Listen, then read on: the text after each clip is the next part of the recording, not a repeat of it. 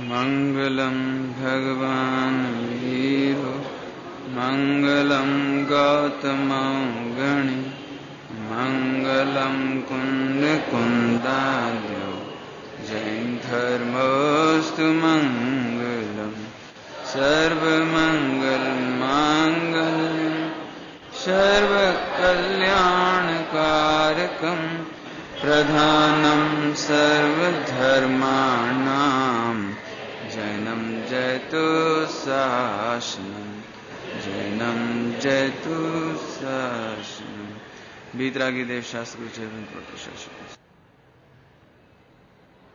पूज्य गुरुदेव श्री की जादू की चर्चा चल रही है। जादू एक ऐसा व्यक्तित्व जिसमें चुंबक जैसा आकर्षण था। अभी तक हम 13 और 15 की यात्राओं का विवरण सुन चुके हैं और दूसरा जो बाहुबली आदि की यात्रा हुई, दक्षिण प्रांतों की यात्रा हुई 2019 की, इसकी चर्चा सुन चुके हैं। मैं इसे चुंबकीय जादू क्यों कह रहा हूं कि जैसे आपके हाथ में मैग्नेट हो, चुंबक हो, है ना, तो जगह जगह लोहे के कण गिरे पड़े हों इस हाल में, है ना, piece of iron, lot of, ये लॉट ऑफ ढेर सारे। अब एक एक कहां तक बीनेंगे हम, एक एक कहां तक बीने? एक काम करो, एक मैग्नेट घुमा दो। एक मैग्नेट घुमाने पर जहां जहां आयरन होगा वो आ जाएगा। ऐसे ही गुरुदेव श्री ने ये 3 यात्राएं करके, यदि हम शब्दावली का प्रयोग करें तो जैसे चक्रवर्ती चक्र रत्न लेकर के 6 खंड को जीतने जाता है, ऐसे गुरुदेव श्री ने तीर्थ यात्रा नहीं की, सचमुच तो पूरे भारत को जीत लिया। और हम ये कहना चाह रहे हैं कि उनके पास जो तत्व ज्ञान का मैग्नेट था, तत्व ज्ञान का जादू था, उसे लेकर वे जहां जहां से निकले वहां वहां प्रभावना होती चली गई। लोग सरेंडर होते चले गए, समर्पित होते चले गए। मैं इसलिए कह रहा हूं कि मुश्किल से 5 बरस बाद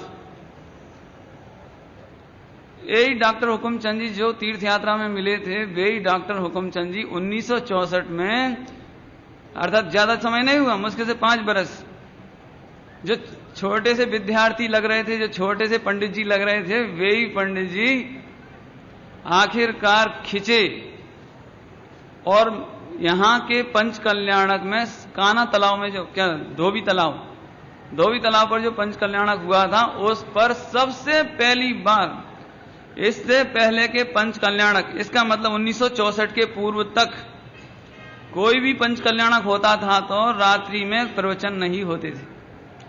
सुबह का प्रवचन, दोपहर का प्रवचन, शाम को गुरुदेव की चर्चा, इसके बाद प्रोग्राम ऑफ। सभी लोग अपने अपने जाके भक्ति करते थे, गीत गाते थे, भजन करते थे, बस इसके बाद प्रोग्राम ऑफ। लेकिन पहली बार धोबी तालाब, जहां पर पंच कल्याणक हुए थे मलाट के, वहां पर पहली बार डॉक्टर साहब के रात्रि में प्रवचन प्रारंभ हुए। गुरुदेव की हाजिरी में किसी विद्वान के प्रवचन होने का पहला अवसर था हिंदुस्तान में। और इसके बाद तो धारा बहती चली गई, फिर रुकी नहीं। इस बीच में डॉक्टर साहब सोनगढ़ आते रहे, वहां पर प्रौढ़ कक्षाएं लेते रहे और एक हिसाब से उनका सिक्का जमता चला गया। गुरुदेव श्री तो इशारा करते थे, इशारा जैसे क्रमबद्ध पर्याय का इशारा किया, तो डॉक्टर साहब मेहनत कर करके, घर जा करके, चारों अनुयोग में से, प्रथमानुयोग में से, कर्णानुयोग में से, द्रव्यानुयोग में से, ग्रंथों में से निकाल करके इकट्ठा करके लेख लिखते, लेख। और फिर वो लेख पहले गुरुदेव पढ़ते और गुरुदेव पसंद कर लेते तो फिर आत्मधर्म में छपता। और ऐसे करते करते 5 बरस में इतना श्रम किया कि गुरुदेव श्री ये बोलने लगे कि यदि हिंदी प्रांतों में मेरे को कोई जीवित रखेगा या जैन शासन की प्रभावना होगी, सोनगढ़ का नाम रहेगा, तो उसके लिए एकमात्र डॉक्टर साहब ही। माने ये आप उस समय की कल्पना नहीं कर सकते कि 5 वर्ष में उन्होंने कितनी मेहनत, 10 लक्षण धर्म के निबंध लिखना आदि आदि, बाद में और भी लिखे, बाद में लिखे धीरे धीरे 10 लक्षण धर्म। और गुरुदेव को बड़े पसंद। 2500 भी जब जन्म जयंती महावीर भगवान की मनाई गई तो पूरे देश में इस बात की बहुत डिमांड हो रही थी कि महावीर भगवान के बारे में कुछ लिखा जाना चाहिए। लेकिन क्या लिखें, सबके दिमाग में वही छोटी मोटी कहानियां, और इससे ज्यादा कुछ था ही नहीं। तो पहली बार डॉक्टर साहब ने बीड़ा उठाया और महावीर भगवान और उनके मुख्य मुख्य सिद्धांत ऐसा करके जबरदस्त पुस्तक निकाली, जिसकी प्रशंसा गुरुदेव ने भी बाद में बहुत की। एक हाँ, सर्वोदय, महावीर और उनका सर्वोदय तीर्थ, महावीर भगवान का कहानी भी ले ली और उनके सारे सिद्धांत भी सर्वोदय, सबका उदय करने वाले। ऐसे उनका व्याख्यान में ज्यादा नहीं कर रहा हूं। डॉक्टर साहब की प्रशंसा करते हुए गुरुदेव बहुत कहते थे कि इन्होंने वो ऐसा अच्छा लिखा है कि महावीर भगवान के जीवन में वो एक्सीडेंट नहीं हुआ जिसके बाद एक्सीडेंट पर एक्सीडेंट होते चले जाते हैं। समझ गया नहीं? शादी एक ऐसा एक्सीडेंट है जिसके बाद जीवन में एक्सीडेंट के बाद एक्सीडेंट, एक्सीडेंट के बाद एक्सीडेंट और एक्सीडेंट के बाद एक्सीडेंट ही होते चले जाते हैं। ऐसी बात उन्होंने लिखी थी कि महावीर भगवान के जीवन में एक ऐसी घटना नहीं हुई, एक ऐसी एक्सीडेंट नहीं हुई जिसके बाद और कोई एक्सीडेंट होती। तो गुरुदेव को बड़ी पसंद आती थी। बाद में मैं गुरुदेव श्री को और क्या बातें पसंद आती थी उसकी चर्चा मैं बाद में करूंगा। अभी तो फिलहाल हम जो चर्चाएं कर रहे हैं कि उन्होंने जो चुंबक फैलाई थी उससे जगह जगह से लोग आकर्षित होकर के सोनगढ़ में आने लगे। यदि मैं नाम लूंगा तो लोगों को तकलीफ होगी, इसलिए मैं नाम नहीं ले रहा हूं। नहीं, इसलिए नहीं ले रहा हूं कि मैं पूरे नाम ले नहीं पाऊंगा।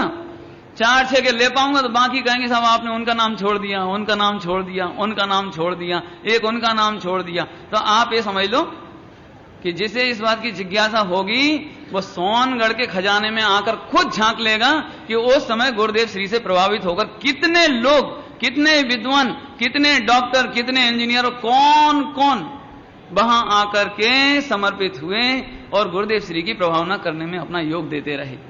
नाम बहुत है, मैं लेना नहीं चाहता हूं, क्योंकि जिसका नाम छूट जाएगा उसी को, अपने को भी तकलीफ होगी और आपको भी तकलीफ होगी। लेकिन हमारी जानकारी में है, आपकी जानकारी में भी है, और नहीं है तो लेना आपका कर्तव्य है। चलो अब ज्यादा भूमिका नहीं बनाते हुए कल की जानकारी हम थोड़ी सी चेंज कर रहे हैं। इतना बढ़िया पत्र लिखा था सेठिया जी ने कि हमारे ज्ञान दर्शन के चक्षु खोलनार, ऐसे गुरुदेव श्री की दोनों आंखें ठीक हो गई हैं इसकी खुशी में, जिन्होंने हमारे अज्ञान के अंधकार को मिटाने के लिए, है ना, चक्षुरुन्मीलितम एन तस्मै श्री गुरुवे नमः, जिन गुरुदेव श्री ने हमारे को ऐसी अंजन लगाया है जिसके कारण हमारा अज्ञान अंधकार, मोहांधकार दूर हुआ है, हमारे ज्ञान दर्शन चक्षु खुल गए हैं जो अनादि से बंद थे। ऐसे गुरुदेव श्री की दोनों आंखों की सफलता के लिए, स्वस्थता के लिए हमारी भावना है। तो उन्होंने 25,000 रुपये एक भेजे थे। मैंने पत्र की भाषा तो बहुत ही सुंदर थी जो मैं आपको नहीं पढ़ के सुना पा रहा हूं। इसी समय में बताना तो केवल इतना इसलिए था कि गुरुदेव श्री पर चाहे ज्ञानी व्यक्ति रहे हों, चाहे धनी व्यक्ति रहे हों, समर्पित रहे। जैसे किसी को समाचार मिले कि गुरुदेव श्री का स्वास्थ्य बढ़िया हो गया, जैसे अब समझो एक दृष्टांत, आपका बच्चा बहुत ज्यादा बीमार हो जाए, कैंसर हो जाए और फिर अचानक एक दिन में ठीक हो जाए, तो आप क्या करोगे? हे भगवान, हम तो लाख रुपया मंदिर में डालने तैयार। क्या करोगे? आपका बालक ठीक हो जाए तो क्या करोगे? आपकी पति, आपका कोई ठीक हो जाए, स्वस्थ हो जाए, तो आप क्या करोगे कि साहब हमारी तरफ से मंदिर में दान, चारों प्रकार का दान। ऐसे ही ऑटोमेटिक, नैसर्गिक रूप से पूरे हिंदुस्तान में जैसे ही समाचार मिलता कि गुरुदेव श्री बीमार हैं तो मानो पूरे देश में सन्नाटा छा जाता। और जैसे ये समाचार मिलता कि पूर्ण स्वस्थ हैं तो जगह जगह से दान की सूचनाएं आती कि ज्ञान दान में हमारी ओर से इतना पैसा, प्रभावना में हमारा इतना पैसा, मंदिर निर्माण में इतना पैसा, जगह जगह से। इसलिए मैंने सेठिया जी का भी नाम लिया और अन्य जो लोग करते थे वो भी आपको बताया। और निश्चित रूप से यह देखा जाए तो एक बहुत सुंदर संस्कृति का निर्माण हुआ। अभी तक हम अपने लौकिक स्वार्थ के लिए स्त्री पुत्रादिक ठीक हो जावे तो पैसा दान कर देते हैं, है ना, बोल देते हैं, पूजा विधान करा देते हैं।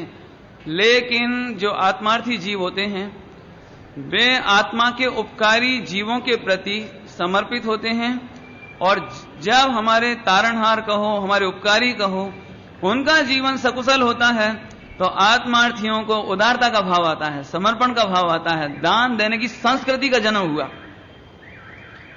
ख्याल में आए ना? तो ये कोई अद्भुत बात हुई। ऐसे ही बैंसरी की गाड़ी का नाम गुरु पंथनी बताया था, लेकिन गुरु पंथनी बाद में सुधारा गया। उसके पहले सतसेवनी उसका नाम रखा गया था, तीर्थ यात्रा के समय सतसेवनी, लेकिन बाद में इसका नाम गुरु पंथनी अर्थात गुरु के बताए हुए पथ पर चलने वाली। गुरु पंथनी माने गुरु के बताए हुए पथ पर चलने वाली, ये नाम रखा गया। उत्तर प्रदेश की पुलिस का आपको बताया था, पूरी सुरक्षा जिस तरह से दी गई थी, आगे पीछे गाड़ी ऐसे चलती थी जैसे प्रधानमंत्री के आगे पीछे गाड़ी चलती है, ऐसे उस जमाने में फोर्स आगे पीछे चलती थी। और जब 850 लोगों को देखकर जो 10-15 दिन की यात्रा उधर हुई उत्तर प्रदेश की, तो पुलिस वालों को भी ऐसा लगने लगा कि ये कोई महापुरुष है, ये कोई अद्भुत पुरुष है। तो किसी ने भी कोई पुलिस वालों से कहा नहीं कुछ। जैसे ही यूपी की बॉर्डर्स पूरी हुई तो नेमी चंद जी पाटनी जी ने कहा कि आपका बहुत बहुत शुक्रिया, थैंक यू फॉर मैंने वेरी मच, आपके लिए बहुत बहुत धन्यवाद, आपने हमारी सुरक्षा की और सकुशल तीर्थ यात्रा कराई, इसके लिए हम बहुत प्रसन्न हैं। अब आप जा सकते हैं, सकुशल जा सकते हैं, मैंने अब हमें आपका बहुत बहुत काम मैंने हो गया, आभार माना। तो उन सब जनों के दिमाग में क्या आया, समस्त पुलिस के दिमाग में जाने क्या आया। उनका कमांडर बोला कि ऐसे महापुरुष का दर्शन छोड़कर जाना पड़ रहा है, हमें दुख है।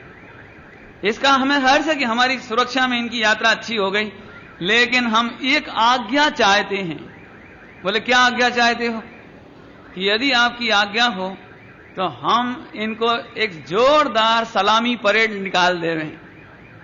तो गुरुदेव श्री को मंच पे खड़ा करके यूपी के बॉर्डर पे, और पूरे पुलिस के जवान जितने थे उन्होंने वहां पर परेड निकाली और गुरुदेव श्री को बाकायदा सैल्यूट किया। तो गुरुदेव श्री को भी अंदर से भाव आया, उन्होंने भी उनको आशीर्वाद दिया। और जब सब बैठ गए तो गुरुदेव श्री ने कुछ जो यथा योग्य प्रभावना हो सकती थी, श्रीफल हो सकते थे या जिनवाणी थी, उनको दिया और मांगलिक प्रवचन भी दिया कि भाई वास्तव में हमें इस बात का गर्व नहीं है कि आज तुम सबने हमारी रक्षा की है, बल्कि सचमुच तो हमें इस बात का दुख है कि जो जैन शासन 3 लोग की रक्षा करता है उसकी रक्षा करने के लिए तुम्हारी जरूरत पड़ी। हमें इस बात का दुख है। अपन तो प्रसन्न हो जाओगे, मेरे आगे पीछे बॉडीगार्ड, मेरे आगे पीछे बॉडीगार्ड। और गुरुदेव श्री क्या बोले?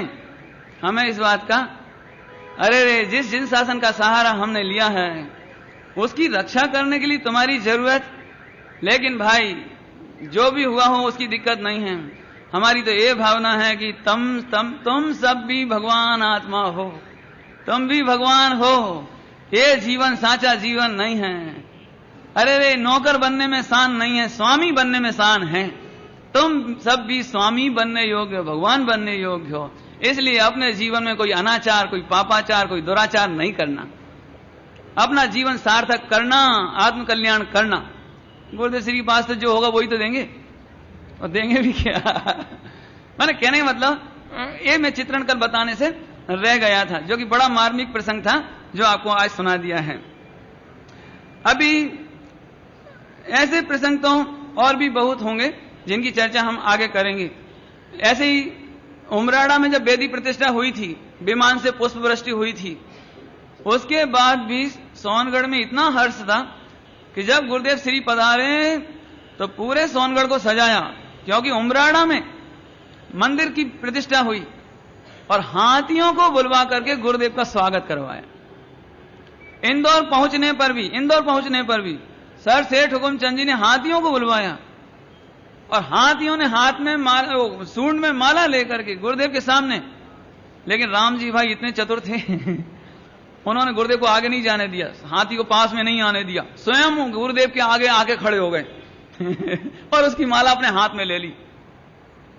गलत किया ना, गलत नहीं किया।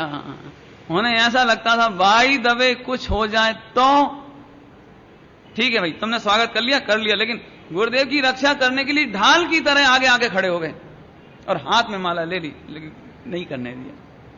प्रसंग तो ऐसे बहुत हैं। मैसूर गुरुदेव श्री गए जब मैसूर में, तो वहां पर एक गुरुदेव श्री का एक जीवंत बाघ, सिंह बाघ क्या कि नहीं, उसके ऊपर हाथ फेरा गुरुदेव ने। बिल्कुल पिंजरे में नहीं था, वो पिंजरे में नहीं था, खुले में। वहां मैसूर का जंगल है ना, जंगल गार्डन है, जूलॉजिकल पार्क था, जूलॉजिकल पार्क। तो वहां गुरुदेव गए तो शेर बैठा हुआ था, तो गुरुदेव ने ऐसे हाथ रखा, जिसका फोटो मौजूद है अभी, आप देख सकते हैं फोटो, ऐसे हाथ से। पता नहीं गुरुदेव श्री की बातों में, उनके जीवन में कोई अद्भुत जादू था। खैर, इस तरह से अब हम इधर उधर न जाएं, नहीं तो ऐसे तो घटनाएं बहुत बढ़ जाएंगी। हम आ रहे हैं 1964, जबकि पंचकल्याणक हुए उसी समय हीरक जन्म जयंती, 75वीं जन्म जयंती गुरुदेव श्री की मुंबई में मनाई गई। इस समय 75वीं हीरक जयंती मनाने के लिए 13 मई 1964 गुरुवार के दिन यहां मुंबई में दोपहर के समय गुरुदेव के प्रवचन के बाद उनका सम्मान हुआ। आना था लाल बहादुर शास्त्री रेल मंत्री को, जो समय के रेल मंत्री थे, उनको आना था। आते भी, लेकिन व्यस्त हो जाने के कारण वो राजनीति में फंस के रह गए। मुंबई तक आने पर भी वे उनकी सभा में नहीं आ पाए। लेकिन गुरुदेव ने एक भी मिनट का इंतजार नहीं किया और सही टाइम से प्रवचन प्रारंभ कर दिया। सही टाइम से प्रवचन हो गया। अब सबको लग रहा कि आ जावे, लेकिन वे तो आए नहीं। लेकिन उछरंग राय ढेवर भाई, जो मुख्यमंत्री थे गुजरात के, उनको लाल बहादुर शास्त्री जी ने भेजा कि भाई मैं तो जा नहीं पा रहा हूं, आप जाकर के सम्मान कर दो। वे आए, गुरुदेव श्री का सम्मान हो गया।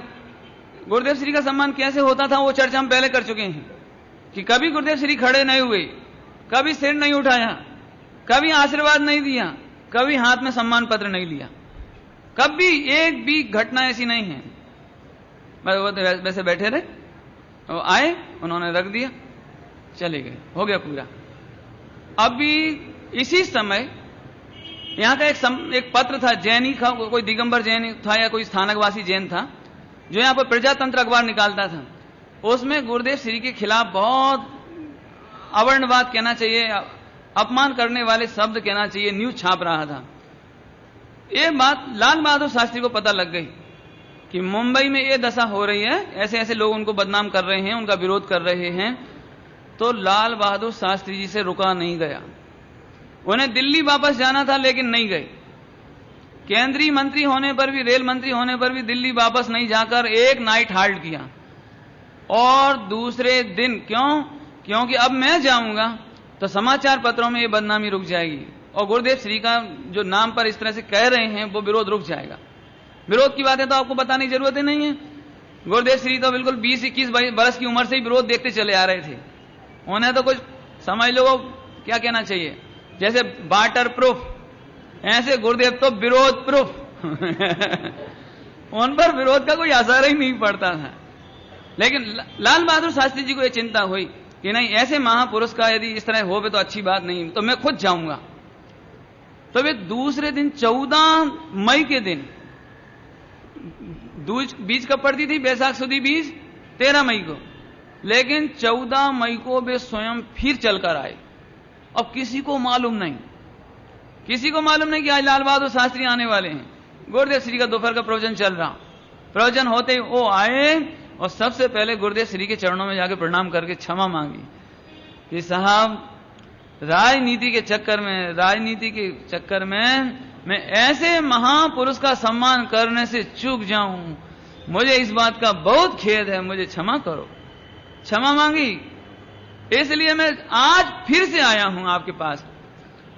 ये पहली बार ऐसा मौका है कि एक बार सम्मान समारोह हो जाने के बाद, एक दिन जन्म जयंती मन जाने के बाद, कंटिन्यू दूसरे दिन भी जन्म जयंती मनी और दूसरे दिन भी वो सम्मान पत्र पढ़ा गया और दिया गया।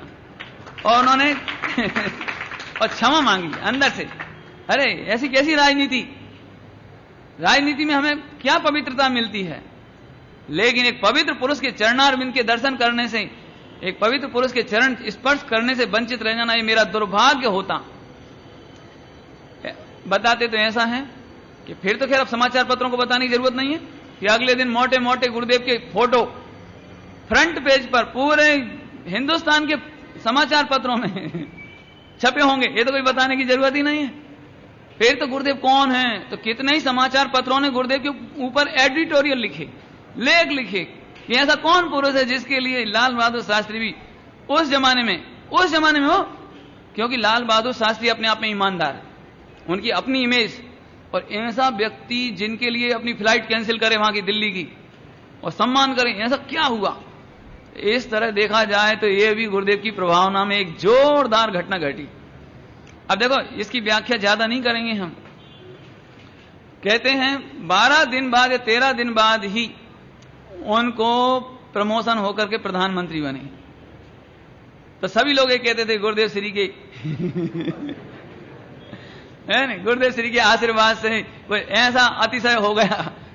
और थोड़े ही समय बाद, शायद 1 आध साल, 1964 में युद्ध हुआ ना पाकिस्तान का, तो पाकिस्तान के बार में भी इनकी विजय हुई जब ये प्रधानमंत्री थे। तो वे तब भी गुरुदेव श्री को याद करते थे कि कोई महापुरुष के चरणों में मेरा प्रणाम, या जो भी कहना चाहिए, कोई अद्भुत अतिशय हुआ है जिससे हम पाकिस्तान से मिनटों में जीत गए। थोड़े ही समय, मैंने कोई ज्यादा श्रम नहीं करना पड़ा हमें। कहने का मतलब यह है कि ये सब तो हुई बाहरी बात है। मैंने कल भी ये बात कही थी, आज फिर कह रहा हूं, ये हमारी मजबूरी है कि तुम मिलेच्छ भाषा में समझते हो, इसलिए मैं पुण्य की भाषा में समझा रहा हूं। वास्तव में गुरुदेव इसलिए महान नहीं थे कि उनके पास लाल बहादुर शास्त्री आए थे, बल्कि मैं ये बताना चाह रहा हूं कि लाल बहादुर शास्त्री भाग्यशाली थे जो उनके पास आए थे। समझ आया कुछ? एक्चुअली करें क्या, भाषा उल्टी होती है, भाव दूसरी तरीके का होता है। हम ये नहीं कहना चाह रहे कि हमारे गुरुदेव इसलिए महान थे, ये चर्चा मैंने पहले भी की थी। हम उनके विदेश क्षेत्र के कारण उन्हें महान नहीं मानते, हम भावी तीर्थंकर के कारण महान नहीं मानते, हम और तमाम जितनी घटनाएं घटी उनसे महान नहीं मानते। गुरुदेव श्री महान थे इसलिए महान हैं। इस वाक्य को सुनकर कोई मुमुक्षु को तकलीफ नहीं होनी चाहिए। और नहीं तो फिर मैं एग्जाम्पल देता हूं, देऊं सुन लो, चलो। देखो, एक स्त्री अपने पति की प्रशंसा करे तो वह उसके कपड़ों के माध्यम से उसकी प्रशंसा कर सकती है, व्यवसाय के माध्यम से प्रशंसा कर सकती है, उनके खान पान, एटिकेट जो भी हो, फैमिली बैकग्राउंड जो भी हो, प्रॉपर्टी बैकग्राउंड, माने प्रशंसा ऐसे कर सकती है।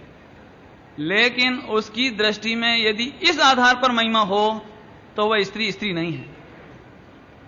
वह स्त्री यह कहे कि मेरा पति इसलिए अच्छा है कि 1 लाख रुपया पर डे कमाता है, तो उस पति को कैसा लगेगा बताओ? आप बताओ कैसा लगेगा? उस पुरुष को कैसा लगेगा? मेरी पत्नी क्यों मेरे को अच्छा मानती है? क्योंकि 1 लाख रुपया पर डे कमाता हूं। वो पति पूछे कि क्यों, मैं क्यों अच्छा हूं? क्योंकि तुम्हारे पास 5 इंडिका है, तो उसे अच्छा लगेगा। अरे मैं, पति इज पति, India is India, Gurudev is Gurudev, Gurudev is गुरुदेव। समझ आया कुछ? गुरुदेव की महिमा करने के लिए ये हमारे पास मिलेच्छ भाषा है जिसका हम प्रयोग कर रहे हैं। वास्तव में गुरुदेव अपने आप से महान थे। उनके पास जो पवित्रता थी वो अपने आप में महान थी, और जो तत्व ज्ञान दिया है उसके लिए तो एक लाल बहादुर शास्त्री नहीं, ऐसे असंख्यात लाल बहादुर शास्त्री भी नौछावर हो जाएं तो कम है। ज्यादा नहीं कहते, क्या कहेंगे? खैर, अब आगे चलते हैं। समझ गए होंगे ना? अब तो तकलीफ तो नहीं होगी। गुरुदेव थे भाई, हमें और किसी चीज मिलेच्छ भाषा कहता हूं मैं उसके लिए, लेकिन फिर भी आगे चलिए। आचार्य कुंदकुंद देव ने कहा है कि मिलेच्छों को मिलेच्छ भाषा में समझाने में कोई पाप नहीं है, इसलिए मैं आगे भी समझाऊंगा। देखो क्या हुआ, इसी समय एक जोरदार सम्मान समारोह हुआ। दादर का पंच कल्याणक हुआ जिसमें सुंदर समोसरण 75 फुट ऊंचा समोसरण बनाया गया। महावीर भगवान और सिमंदर भगवान की यहां पर प्रतिष्ठा हुई। इसकी चर्चा अभी अपन ने बैसाख सुदी बीज 22 मई 1994 को एक दादर का पंच कल्याणक हुआ। मैंने मलाट का बोला था, वो गलत था, दादर का पंच कल्याणक। इसी समय गुरुदेव राजकोट में 13 दिन रहे। वहां पर भी समव शरण फागुन सुदी 30 के समय गुरुदेव 13 दिन राजकोट में रहे। वहां पर भी समव शरण और मान स्तंभ का शिलान्यास किया गया इसी वर्ष में। और इसी समय एक दो घटनाएं बहुत जोरदार हुई। 15 अगस्त के समय गुरुदेव श्री राजकोट में थे, तो जेल है ना, तो जेल का जो जेलर था, मजिस्ट्रेट वगैरह सब थे, उन्होंने ऐसा सोचा कि अपने नगर में ऐसा महापुरुष होवे तो इनको अपने को बुलाना चाहिए। जेल में ऐसी व्यवस्था होती है, प्रोविजंस होते हैं कि कोई महापुरुष को बुला करके टीचिंग कराना, प्रीचिंग कराना, शिक्षाएं देना, उपदेश देना, ताकि लोगों में एक मॉरलिटी डेवलप हो, जो अपराधी हैं उनकी अपराध वृत्ति छूटे। इसलिए तो क्या हुआ, उस दिन गुरुदेव श्री को 15 अगस्त के दिन बुलाकर गुरुदेव श्री का 1 घंटे का प्रवचन लगभग 250 कैदियों के बीच में हुआ। और उस प्रवचन में सब तरह के लोग थे, लेकिन कितने लोग तो रो पड़े और गुरुदेव श्री के चरण छूकर बोले कि आज के बाद हम अपराध नहीं करने की प्रतिज्ञा करते हैं। और गुरुदेव ने क्या बोला था मालूम? क्या बोला था? ये नहीं कहा कि तुम भाई हो, अरे भाई तमे तो परमात्मा छो ना, आ काम तमे सोवतो નથી, आ अपराध वृत्ति तमे सोवती નથી, તમે તો ભગવાન છો ને, આત્મા જ પરમાત્મા છે ને, તમે પણ આત્મા છો ने, तुम में और भगवान में क्या फर्क है? बस केवल इसी बात पर प्रवचन किया और कुछ भी नहीं किया। तो अभी देखो अपन लोगों को तो भगवान आत्मा की कीमत गिर गई, अपने को तो अभी जरा भी स्ट्राइक नहीं मारता ये, क्यों? जरा सा भी कुछ होता है भगवान आत्मा सुन के, क्योंकि सुनते सुनते आदी हो गए। लेकिन जो अपराधी जेल में बैठे थे कपड़े पहने हुए और अंदर अंदर दीनता का अनुभव कर रहे थे कि हम अपराधी हैं, एक महापुरुष आ रहे हैं, वे कहेंगे चोरी नहीं करना, झूठ नहीं बोलना, नरक में चले जाओगे, बहुत पाप लगता है, कहने दो भैया अब क्या करें। क्या सोच के बैठे थे? डिप्रेस, अरे हमें तो ऐसा बोलेंगे। और आते से क्या बोला, तमें अपराधी नहीं देखता, मैं तमें अपराधी नहीं देखता, नहीं जोतो। क्या बोलते हैं मेरी गुजराती में, गुजराती इतनी मीठी है, यदि उसको उसी वाक्य में बोला जाए तो बहुत मजा आवे। मैंने जो भाव ख्याल में आ रहा है ना, वो भाषा नहीं आती है। मैं तुमको अपराधी तरीके नहीं देखता हूं, खरेखर मैं तो तुम्हें भगवान तरीके जऊ छू। अब भगवान, हमें भगवान, और इतने में तो आंखों से आंसू की धार लग गई और चरण छू लिए। इसी समय ये थोड़े आगे पीछे की एक घटना और हुई। एक युवान था, 20-25 साल की उम्र रही होगी, 20-22 वर्ष की उम्र। नाम था उसका बटुक नाम था उसका। कहानी सुना दूं छोटी सी, 1 मिनट की। तो बटुक का क्या हुआ, लव अफेयर्स चलता था, लव अफेयर्स एक लड़की से, और दोनों जनों ने पक्का कर लिया अपन शादी करेंगे। लेकिन लड़की की जो माता पिता थे उनका इतना दबाव आया कि उसकी सगाई दूसरी जगह कर दी। तो वो लड़की बेचारी आज से 64 माने 36 वर्ष पहले, नहीं 36 वर्ष पहले, अब 36 वर्ष पहले की राजकोट आसपास का इलाका में कहीं रहा होगा वो इंटीरियर।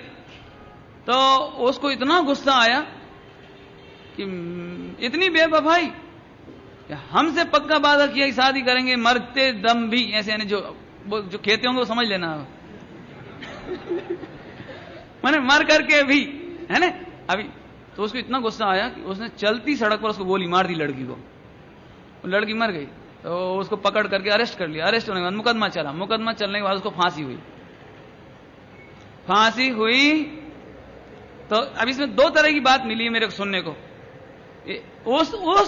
उसको फिर बाद में तो विवेक आ जाता है ना, बाद में तो कि मैंने क्या किया, तो उसको बहुत दुख हुआ, बहुत दुख। तो पता नहीं उसको कहां से ऐसा लगा कि मुझे तो सोनगढ़ से गुरुदेव श्री को बुला दो, मैं उनका दर्शन करके अंतिम बिल तेरी अंतिम इच्छा क्या है कि हम सोनगढ़ के पूज्य गुरुदेव श्री का दर्शन करना चाहते हैं। तो कमिश्नर वगैरह वो भावनगर वगैरह से वो पूरी स्पेशल गाड़ी आई और गुरुदेव को उस गाड़ी में बिठा करके वो राजकोट ला करके और बटुक को दिखाया। तो गुरुदेव श्री ने तो फिर जो कह सकते थे कहा। सुनने में ये भी आया कि आखिरी में तो बहुत घबरा गया बेचारा, बहुत घबरा गया, क्योंकि अब फांसी दिखाई देवे ने। लेकिन गुरुदेव श्री का दर्शन उसने किया, ये बात पक्की है। बाद में तो गुरुदेव श्री को ऐसी जिज्ञासा हुई तो गुरुदेव श्री को राजकोट का वो फांसी का तख्ता, रस्सा, वो सब दिखाया। तो वहां एक वाक्य लिखा था,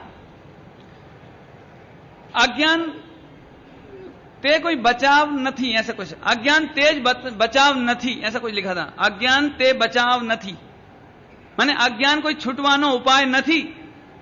कोई कहे कि हमें अज्ञान है इसलिए हम क्या करें, हमें मालूम नहीं था, तो अज्ञान कोई बचाव नहीं है, बचवानो उपाय नथी ऐसा वहां लिखा था। बस आए तो प्रवचन में अक्सर ये बात कहते थे, भाई तुम सात स्वाध्याय नहीं करोगे, आत्मा का ज्ञान नहीं करोगे, हे उपाधि का ज्ञान नहीं करोगे, तो अज्ञान कोई बचवाने उपाय न थी। तुम ये कहो कि हमें तो मालूम ही नहीं था कि आलू में जीव होते हैं, तो एक कोई बचने का उपाय नहीं है। तुम कहो कि हमें तो मालूम ही नहीं था कि जहर से मर जाते हैं, इसलिए हमने जहर खा लिया, तो अज्ञानता कोई बचने का उपाय नहीं है। ये गुरुदेव जी बार बार कहते थे, वो बटुक की कहानी सुना करके। जब देखना, आप सुनना कभी कैसेट, जब ये बात आएगी तो गुरुदेव वो बटुक को याद करेंगे कि वो बटुक था कि वो एक कहता था, कहता क्या था, वो लिखा था ना वो। ऐसे आप लोगों के लिए भी इस कहानी से, इस घटना से इस शिक्षा है कि कभी भी हमें अज्ञान के पक्ष में नहीं रहना। अब मैं लंबी चर्चा कर सकता हूं यहां पर, लेकिन करना नहीं चाहता हूं।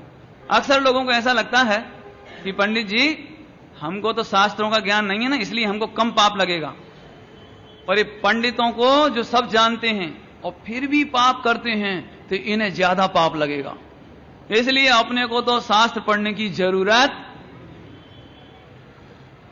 ध्यान से सुनना, ध्यान से, आप गलत फहमी में हो।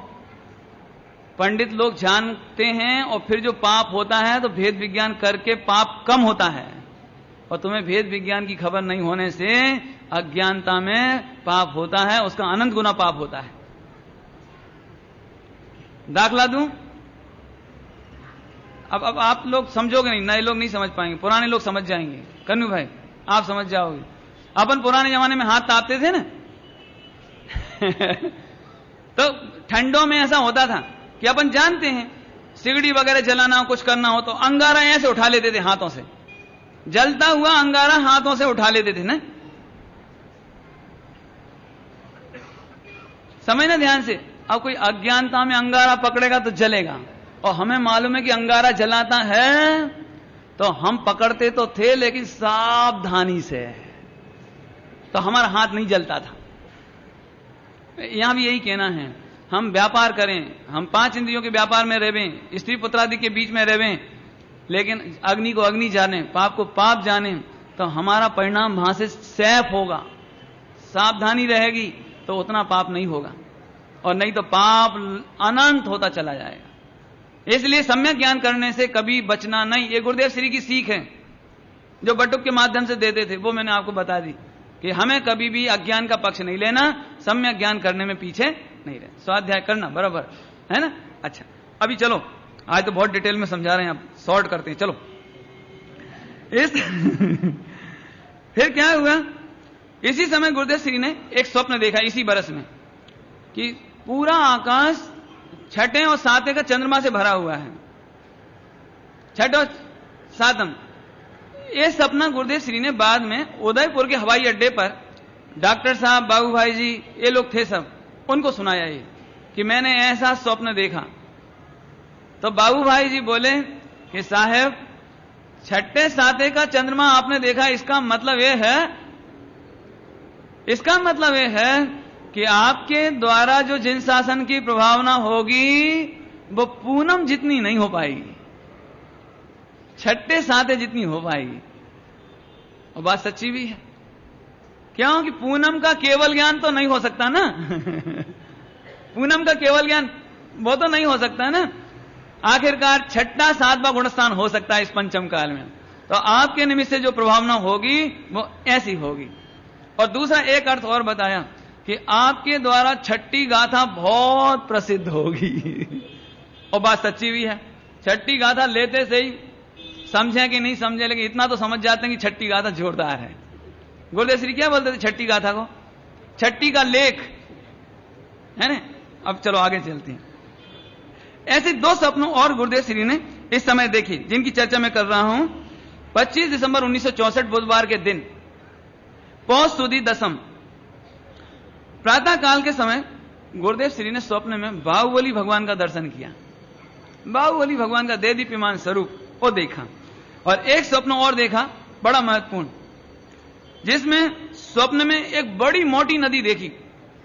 मोटी नदी, बहुत बहुत मोटी, यानी बहुत बड़ी। अभी गुरुदेव श्री को ऐसा लगे उस तरफ कैसे जावे, लेकिन जैसे ही गुरुदेव श्री ने पैर बढ़ाया तो वो नदी दो भागों में बढ़ गई, और आगे बढ़े तो नदी और दो भागों में बढ़ गई, और आखिरकार गुरुदेव उस पार पहुंच गए। इसका भाव ये है कि जो जो समस्याएं बड़ी दिखाई देती थी गुरुदेव के सामने, जितना विरोध दिखाई देता था, जहां जहां तकलीफ दिखाई देती थी, लेकिन जब गुरुदेव ने कदम बढ़ाया तो समस्याओं ने रास्ता छोड़ दिया और प्रभावना होती चली गई। इस तरह से इसी समय देहगाम मंदिर का शिलान्यास हुआ, जिस मंदिर की लागत 55,000 रुपए थी। जोरावर नगर मंदिर का पंचकल्याणक हुआ, इस मंदिर की लागत 65,000 रुपए थी। और इसी समय 2020 में अहमदाबाद मंदिर का शिलान्यास किया गया।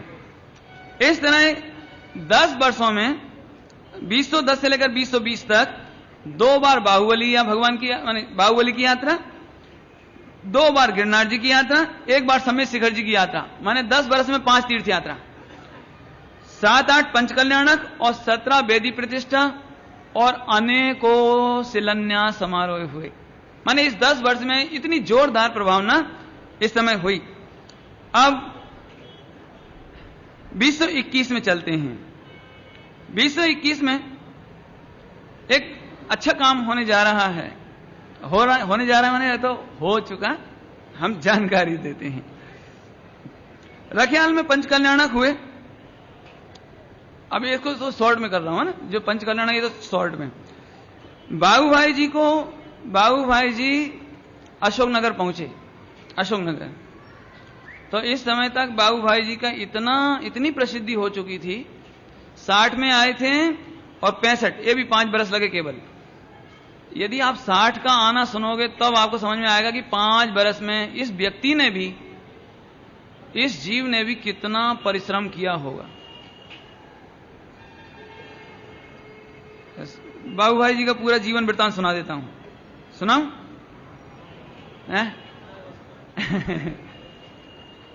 बहुत सुनने जैसी बात है वो। जिस समय, अभी शुरू से ही बताता हूं, एक गुजरात का राजा कहलाते थे, गुजरात के राजा, जिन्होंने हजारों लोगों को गुरुदेव से जोड़ा। हिंदी प्रांत में क्रांति करने वाला एकमात्र व्यक्ति बाबू भाई जी। और हम दूसरी तरफ से भी देखें तो गुरुदेव श्री के पास जितने शिष्य थे, जितने प्रकार के, उन सब में सबसे ज्यादा कड़क त्याग वृत्ति वाले, इतना कड़क त्याग वृत्ति वाला कोई भी नहीं। इतनी कड़क त्याग वृत्ति वाले यदि कोई एकमात्र हमें विद्वान दिखाई देता है जिसके आज भी गीत गाए जाते हैं और तब भी गाए जाते थे, वे केवल एकमात्र बाबू भाई। इनका जन्म श्रावण सुदी पूनम 1985 संवत अर्थात 20 अगस्त 1929 मंगलवार के दिन हुआ। इनके पिताजी का नाम चुन्नीलाल जी मेहता।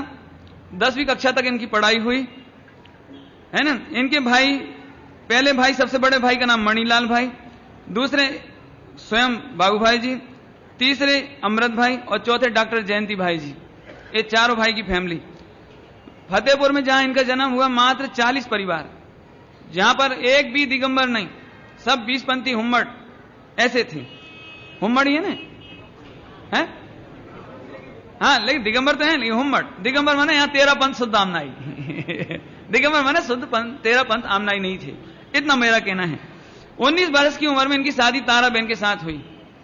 इसके बाद 30 वर्ष में इन्होंने ब्रह्मचर्य ले लिया। मात्र 11 वर्ष बाद ब्रह्मचर्य, एकमात्र लड़के का जन्म हुआ, वो भी गुजर गया, वो भी गुजर गया। अभी पूरे घर में रोआ राई मच गई। पिताजी रोवे कि कुल कैसे चले, नहीं संतान नहीं होवे तो कैसे क्या होवे। लेकिन उन्होंने कह दिया महावीर भगवान का संतति चल रही है कि नहीं चल रही है, मैं तो सिद्धों के कुल में रहूंगा, मुझे अपना कुल संसार का रखना ही नहीं, कि मुझे अपने संसार का कुल रखना ही नहीं है। कल्पना करो 30 वर्ष की युवावस्था में और ब्रह्मचर्य ले लिया।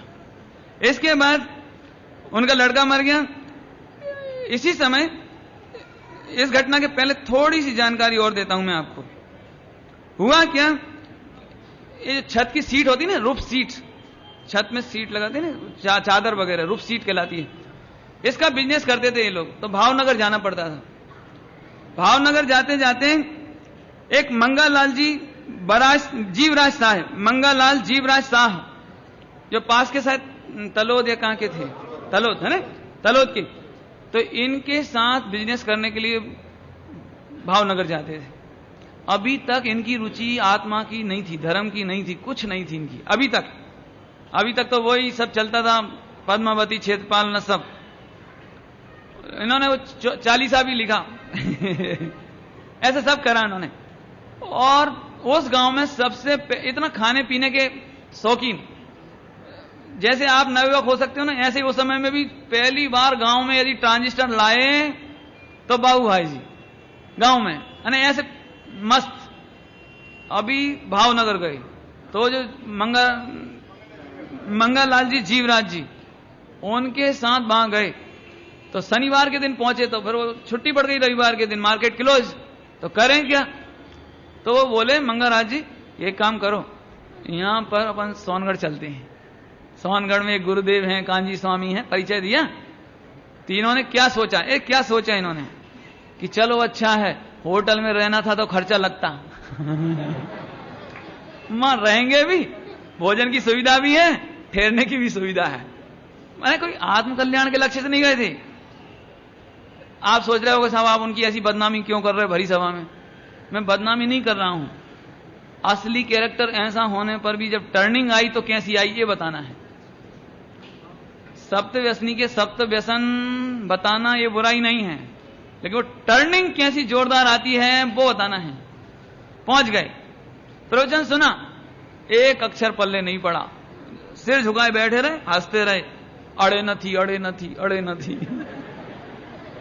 कुछ नहीं, मैंने कुछ भी नहीं। और चलो और वापस आ गए। लेकिन जो एक मंगराज जी साथ गए, इन्होंने कहा भाई तुम इसको सीरियसली लो, ये महापुरुष, इसने महा श्रम किया है, महा जीवन लगाया है, ये कोई आसान हल्की बात मत समझो इसे। ये पुण्य हे कहते हैं, क्रियाकांड से धर्म नहीं होता, ये बात कोई गंभीर है। तो इनको ये लगा कि हमारे बुजुर्ग मंगाराज जी जब ये इतने सीरियसली कह रहे हैं तो कोई बात होगी। तो चैन नहीं पड़ी, उसी रात को भावनगर से फिर वापस आए सोनगढ़, और फिर 2-3 दिन सुना। पल्ले तो कुछ पड़ा नहीं, लेकिन अब थोड़ी सीरियसनेस आ गई। और अब वो फतेहपुर से बार बार जब भावनगर आवे तो सोनगढ़ आने लगे। और इस तरह गुरुदेव श्री के टच में आने पर इनका परिवर्तन हुआ और किसी को बताया ही नहीं। फतेहपुर में आकर के मोक्ष मार्ग प्रकाशक जी पढ़ना शुरू किया। तो इनके पिताजी उन्होंने कह दिया कि इसका दिमाग फिर गया है, जाने किसके चक्कर में आ गया है, जाने कहां सोनगढ़ में जाता है ना किसके चक्कर में आ गया है, ऐसी बकवास करता है कि क्रियाओं से धर्म नहीं होता है। और गांव वालों को कह दिया कि इसको मंदिर की गादी पर प्रवचन करने नहीं बिठाना। इनके पिताजी ने चुन्नीलाल जी ने, तो इनको कोई भी दुख नहीं, अब अकेले में घर में बैठकर स्वाध्याय करते। तो इनके जो भाई की मिसेज, काकी वगैरह, वो 2-4 जने ऐसे बैठने लगे घर में। धीरे धीरे उनकी समझ में आने लगी, एक दो को समझ में आने लगी। धीरे धीरे 10-5 लोग हुए, 10-5 होते होते बात बढ़ने लगी कि नहीं बात तो सही कहते हैं। देखो ये क्रियाकांड से धर्म नहीं कहता, लेकिन क्रियाकांड में चुस्त है। बात क्या है, धीरे धीरे पूरे गांव में अब जहां 20 पंथियों का साम्राज्य हो वहां पर इनका जादू चलने लगा। हम अब दूसरी भाषा में कहें तो गुरुदेव श्री ने अपना जादू का मैग्नेट घुमा दिया। और आखिरकार धनतेरस के दिन समाज वालों ने फैसला किया कि बाबू भाई जी को मंदिर की गादी पर प्रवचन करने बिठाना चाहिए। लेकिन इन्होंने साफ मना कर दिया कि जब तक गांव में एक भी व्यक्ति का विरोध हो मैं गादी पर नहीं बैठूंगा। मैं नहीं चाहता हूं कि मैं गादी पर बैठूं और एक भी व्यक्ति जिनवाणी को तिरस्कार की नजर से देखे। ये मार्मिक लाइन अंडरलाइन करने जैसी है। मैं नहीं चाहता कि मेरा ऐसा कृत्य हो, मेरा ऐसा कोई काम हो जिसके कारण एक भी व्यक्ति जिनवाणी को तिरस्कार की नजर से देखे। मैं तब तक नहीं बैठूंगा जब तक कि सबका एक मत नहीं होगा। और आखिरकार बाबू भाई जी 1 बरस तक नहीं बैठे, अपने पर्सनल स्वाध्याय करते रहे, अध्ययन करते रहे, निर्णय करते रहे। और 1 बरस बाद जब सबने स्वीकार किया तब बाबू भाई जी मंदिर की गादी पर बैठे और फिर तो शानदार 13 पंथी मंदिर और समाव शरण और सब कुछ हुआ। एक कोई मैं कहता हूं गुरुदेव श्री ने आए नहीं, कोई 13 पंथी आए नहीं, दिगंबर इस तरह से आए नहीं। इसके बावजूद यदि ये प्रचार प्रसार हुआ है तो इसमें एकमात्र गुरुदेव श्री का प्रताप है। इतना ही नहीं, फिर तो आसपास के गांव में भी कितनी जागृति हुई बोलो। यही बाबू भाई जी सन 64 में 60 में आए थे और 64-65 की बात, जब 65 में अशोकनगर पहुंचे, अशोकनगर, तो पूरा अशोकनगर की कम से कम 15-20 हजार समाज पहली बार रेलवे स्टेशन पर पैर रखने जगह नहीं थी, इतना लोग लेने गए। और सुभाष चौक पर वहां मंदिर है, मंडी सुभाष कहलाती है, वहां सुभाषगंज कहलाता, सुभाषगंज गंज का मंदिर कहलाता है। वहां पर एक बहुत बड़ी तराजू की व्यवस्था की और पूरी समाज में 60 किलो चांदी इकट्ठी करके तोलने के लिए कि हम बाबू भाई जी को तोलेंगे, और तोलने के लिए चांदी रखी। और बाबू भाई जी जैसे ही आए और उन्हें मालूम पड़ा कि हमें तोलने का काम है, बोले एक बिल्कुल नहीं चलेगा, बिल्कुल नहीं। अपन जैसे होते तो बैठ जाते। नहीं, ये नहीं होगा। हमारे गुरुदेव श्री ये नहीं कहते। हमारे गुरुदेव श्री तो तत्व का प्रचार प्रसार कहते हैं, इसमें कहीं दम न थी। बाबू भाई नो શું अस्तित्व, डेड बॉडी नो શું अस्तित्व, इसकी महिमा नहीं करना है हमें। और बिल्कुल हाथ नहीं लगाया, अपनी ओर से 51 रुपया या 101 रुपया दे करके और वो 60 किलो चांदी और 101 रुपया उसी मंदिर में दान कर दिया। बोलो 4 बरस में इतनी क्रांति हो गई थी, 4 बरस में, 5 बरस में इतनी क्रांति। ये कोई सामान्य बात नहीं है, जिस व्यक्ति को बिल्कुल रुचि ना हो और 5 बरस में इतनी क्रांति कर दे। ये बेई बाबू भाई जी हैं जिन्होंने गुरुदेव श्री का एक संकल्प था तीर्थ यात्रा करने के बाद कि तीर्थ क्षेत्रों की दशा ठीक नहीं है, रक्षा होनी चाहिए। तो इन्होंने बीड़ा उठाया कि मैं अपना व्यापार धंधा छोड़ के, मैं अपना सब कुछ छोड़कर तब तक लगा रहूंगा जब तक 1 करोड़ रुपया इकट्ठा नहीं कर दूंगा। और आखिरकार पूरे हिंदुस्तान में घूम घूम करके ज्ञानचंद जी के साथ, विदिशा वालों के साथ 1 करोड़ रुपया इकट्ठा करके गुरुदेव का संकल्प पूरा किया। एक उस जमाने की बात हो, आजकल तो 1 करोड़ की क्या बात है, 35 बरस पहले है ना, 25 बरस होंगे, थोड़ा 10-5 साल 2-5 साल का अंतर हो सकता है आगे पीछे, लेकिन कोई छोटी बात नहीं थी।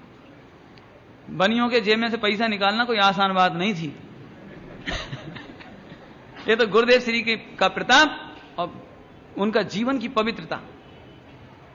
गंभीर मल जी एटा वैद, एटा वाले, इनको इतनी भयंकर पीड़ा सिर में, इतनी भयंकर, तो इन्होंने एक तेल दिया लगाने के लिए। तो ये पूछने लगे इसमें क्या है, काय का तेल है, और इतनी भयानक दर्द था कि आप बता नहीं सकते। तो बस इतना कहा कि इसमें पत्तियों का तेल है, पत्तियां हैं इसमें, फूल की सूखी सूखी पत्तियों का तेल है। नहीं लगाया ही नहीं। आखिरी के 4-5 बरस इतनी तकलीफ रही, 3-4-5 बरस, शायद मेरे 5-1 बरस के लगभग, 4.5-5 बरस, इतनी घोर तकलीफ रही, लेकिन चौविहार का नियम नहीं टूटा। एक दिन भी जीवन में पूजा का नियम नहीं टूटा। पूजा का नियम, जब इनको टाइफाइड हो गया 3 महीने तक टाइफाइड, मोती चेहरा, गुरुदेव श्री स्वयं सोनगढ़ से गाड़ी में बैठ करके देखने आए और इनकी हालत उठकर बैठने की भी नहीं थी। गुरुदेव आ गए तो लेटे ही रहना पड़ा, इन उठ नहीं सकते थे, इतने दुबले, पहले ही तो दुबले थे और मोती चेहरा में 3 महीने और हो गए, बिल्कुल उठने की ताकत नहीं रही। तो इनकी आंखों से चौधारा आंसू बरसे गए, अरे रे साहेब, आप जैसे भगवान हमारे घर पधारे ने, हम उठ भी ना सके। लेकिन गुरुदेव श्री ने 1 घंटा उनको समझाया, सुनाया प्रवचन और फिर वापस। एक गुरुदेव श्री का भी व्यक्तित्व कितना जोरदार है, ऐसे आए। लेकिन यहां मैं क्यों सुना रहा हूं ये घटना, जरा सुनने जैसी, पूरी टाइफाइड की इतनी घोर असह वेदना, एलोपैथी लेने का तो काम ही नहीं था। आयुर्वेदिक में भी वो दवाई लेंगे जो बिल्कुल निर्दोष हो। तो उस जमाने में एक वैद्य थे, नाम था हरगोविंद भाई वैद्य, अहमदाबाद। ये इतना नंबर 1 का वैद्य था पूरे अहमदाबाद में कि किसी के घर इलाज करने नहीं जाए, देखने नहीं जाए, कोई गांव में नहीं जावे।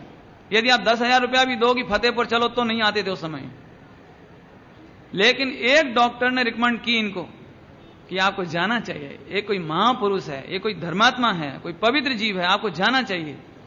तब इसको जिज्ञासा हुई कि ऐसा कौन है जो बिल्कुल इतना निखालिस जीवन जीता है, ऐसा बिल्कुल पवित्र जीवन है, बिल्कुल नियम में कड़क। तो वो वहां से अहमदाबाद से फतेहपुर आए और चौ बिहार के टाइम के ठीक 5 मिनट बाद, चौ बिहार का टाइम में सूर्यास्त नहीं हुआ, सूर्य डूबा नहीं था, लेकिन 48 मिनट पहले छोड़ देते थे, चौ बिहार कर देते, त्याग कर देते सारा, रात्रि जल का त्याग। और 5 मिनट बाद आया वो वैद्य ने बहुत कहा कि एक खुराक ले लो, नहीं तो आज तुम्हारी अंतिम रात है, बच नहीं पाओगे आप, बिल्कुल एक खुराक ले लो आप। 5 मिनट लेट हुए, कोई बड़ी बात नहीं है। हम लोग तो शायद फेल हो जाते, शायद क्या हो ही जाते, लेकिन उन्होंने मना कर दिया, लिया ही नहीं। उसने चेकअप किया तो इतनी बुरी दशा चल रही थी उस समय कि उसने एक अनाउंस कर दिया था कि आप लोग इनकी समाधि की तैयारी कर लो, ये 12 बजे रात से ज्यादा नहीं टिकेंगे। और पूरा गांव इकट्ठा और नमोकार मंत्र और भक्तामर जो सुना सकते थे, समय सार की गाथाएं सुनाने लगे। 12 बजे रात को भयंकर पीड़ा हुई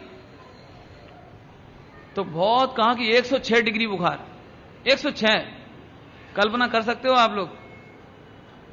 तो भी पानी की पट्टी सिर पे नहीं रखने दी, बोले हमारी रात्रि जल का त्याग है तो हम पानी की पट्टी भी सिर पे नहीं रखेंगे। रात केवल ऐसे दबाया, बस थोड़ी शांति पड़ी तो 3:30 बजे रात को दूसरा अटैक आया भयंकर। डॉक्टर रात भर जगह, डॉक्टर वो जो वैद्य था ना, वैद्य केवल 10 मिनट के लिए आया था कि खुराक देके वापस। वो रात भर जगता रहा वहां पे, अब मरे।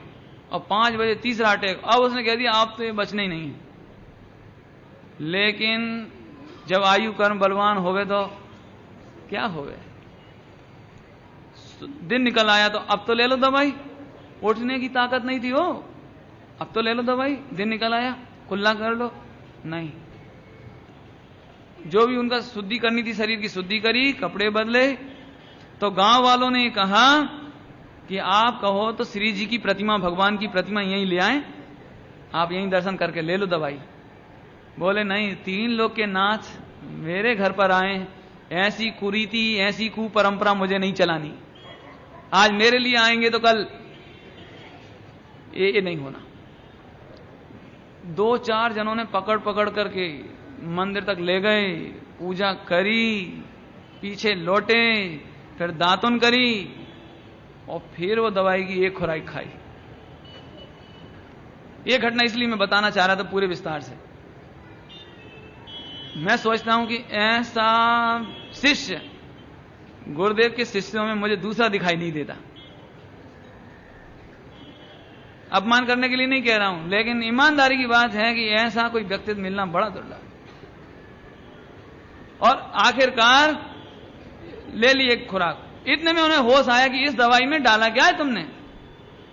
जो रात भर अटैक से जूझता रहा हो, रात भर प्राण अब जा रहे जूझ रहा हो, वो व्यक्ति ने पहली खुराक ले तो ली, लेकिन इतने में होश आया इसमें तुमने डाला क्या है। तो उसके मुंह से निकल गया कि इसमें एक अवक्ष औषधि है। तो बोले अब मेरे प्राण निकल सकते हैं, लेकिन अब मैं ये दवाई नहीं लूंगा। केवल एक खुराक ली, दूसरी खुराक नहीं ली, और वो वैद्य को वापस जाना पड़ा। वापस नहीं जाना पड़ा, उसने कहा था अभी मर जाएंगे। लेकिन उसके बाद भी बाबू भाई जी 15 बरस जीवित रहे और तीर्थ यात्रा भी करी, धर्म चक्र भी निकाला। तो उसको इतना आश्चर्य हुआ वेद को कि मैंने अपने जीवन में ऐसा चमत्कार, ऐसा पुरुष, ऐसी पवित्रता आज तक नहीं देखी। उसने कितने साधु संतों का इलाज किया, सबको ढीला पड़ता देखा उसने, बड़े बड़े साधु धर्मात्माओं की बात उसने, वो खुद कहते हैं। लेकिन जब इनका हुआ तो आज भी उसके दवाखाना में, उसके हॉस्पिटल के दवाखाने में आज भी बाबू भाई जी का फोटो लगा हुआ है। किसी और का फोटो नहीं लगाया उसने, बाबू भाई जी का फोटो लगाया। बोले ये है आश्चर्यकारी। इतनी महिमा इतनी बात बताए तो आपको समझ में आए बाबू भाई जी क्या थे। इतने बाबू भाई जी निष्प्रय। समझ लो मैं पंच कल्याण का हेड हूं, तुम हो तो क्या करोगे। मैं अपने को हटा रहा हूं, तुमको लगा देता हूं। अशोक भाई कहां हैं? समझ लो अशोक भाई पंच कल्याण के हेड, और यहां खड़े हैं यहां मंच पे, और दीक्षा कल्याण के दिन भगवान को आहार दान देने की व्यवस्था करवा रहे हैं ये। और इनकी पत्नी वहां दूर से खड़ी होकर आहार दान देने के उद्देश्य से आए थे। क्या करेंगे?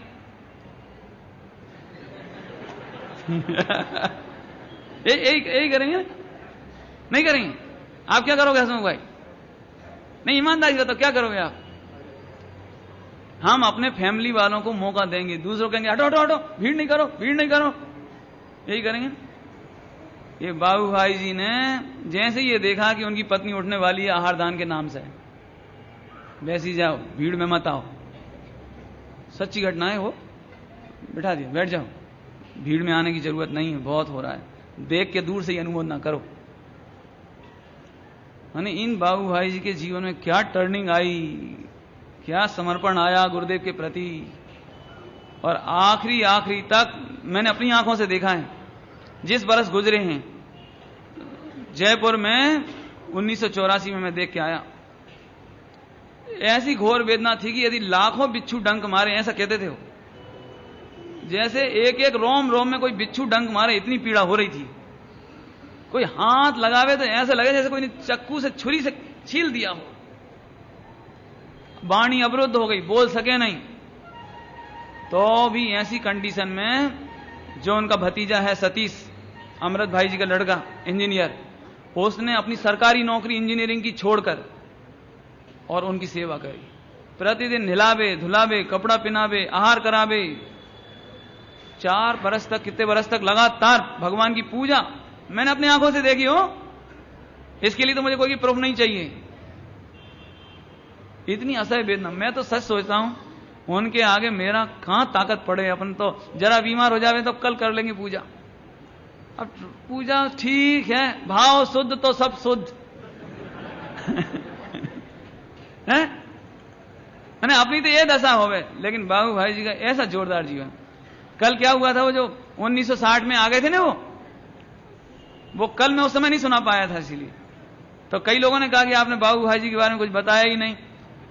इसलिए फिर मैंने आज उसकी पूरा इतिहास कहने का भाव आया, वो पूरी बात आज आपके सामने रखी है। इस तरह से एक कहते थे, विरोधियों का विरोध करके अपना भाव मत बिगाड़ो। इनके सामने ऐसी घटनाएं बहुत घटी। हमारे बुंदेलखंड में जब पहुंचे तो जगह जगह ये प्रवचन करने बैठे, वहां झांझ मंजीरा बजाएं, कोई ढोल बजावे, कोई कुछ करे, कोई भक्ति करे, तो ये शांति से चुपचाप बैठे नहीं, सबको शांति से बैठे। कोई विरोध करे, विरोध करके अपना भाव मत बिगाड़ो। वास्तव में कोई किसी का विरोध करता ही नहीं है। उनको खबर ही नहीं है कि हम भगवान आत्मा हैं, स्वयं भगवान आत्मा हैं। वास्तव में तो कसाई के द्वारा जीव अपना विरोध करता है, दूसरे का विरोध नहीं करता है। ऐसे और 22/5/85 के दिन है ना, जेठ सुदी दूज के दिन 2041 संवत 2041 के दिन इनका देहावसान फतेहपुर में हो गया था। इस तरह से इनका परिचय दिया है। और आगे चलें, टाइम तो हो गया आपका, है ना। थोड़ी सी जानकारी देता हूं। 2021 में और क्या हुआ कि बाबू भाई जी ने 35 बरस की उम्र में ब्रह्मचर्य ले लिया। 30 या 35 की उम्र में लिया है, 30 में लिया है, मिला तो ऐसा है, लेकिन देख लेना। बाद में शनिवार हो गया और 76वीं जन्म जयंती राजकोट में मनाई गई। यहां पर 76वीं जन्म जयंती के समय में महिलाएं 76 कलश लेकर के गुरुदेव श्री जब पधारे तो 76 कलश सिर पर लेकर के गुरुदेव श्री का स्वागत किया यहां पर, है ना। और इसी समय गुरुदेव श्री को यह बात मालूम पड़ी, अभी तक इन्हें यह नहीं मालूम था कि सीमंदर भगवान की प्रतिमा कहीं विराजमान है, लेकिन 1965 में ही ये इनको मालूम पड़ा गुरुदेव श्री को कि एक राजस्थान में बयाना गांव है, बयाना गांव, जिसमें 517 बरस पुरानी प्रतिष्ठित जीवंत सीमंदर भगवान, जीवंत सीमंदर स्वामी की प्रतिमा विराजमान है। तो गुरुदेव श्री को इतना प्रमोद हुआ कि हम उन्हें कब देखेंगे। बाद में तो मैंने आपको सुनाया था कि गुरुदेव श्री विहार करते करते करते वहां गए, यात्रा करते करते वहां गए, अभी जाने वाले हैं, अभी जाने वाले हैं। अब आज तो टाइम हो गया, नहीं तो अपन ले चलते वहां तक। तो वहां गए और गुरुदेव श्री ने खुद अपने हाथों से सीमंदर भगवान का अभिषेक किया। बाकी चर्चा अपन कल करेंगे, अभी तो इसका टाइम हो गया है। ओम नमः शिवाय। जिनवाणे के ज्ञान से सूझे लोकालो, सोवाणे मस्तक न हो सदा देत हो दो।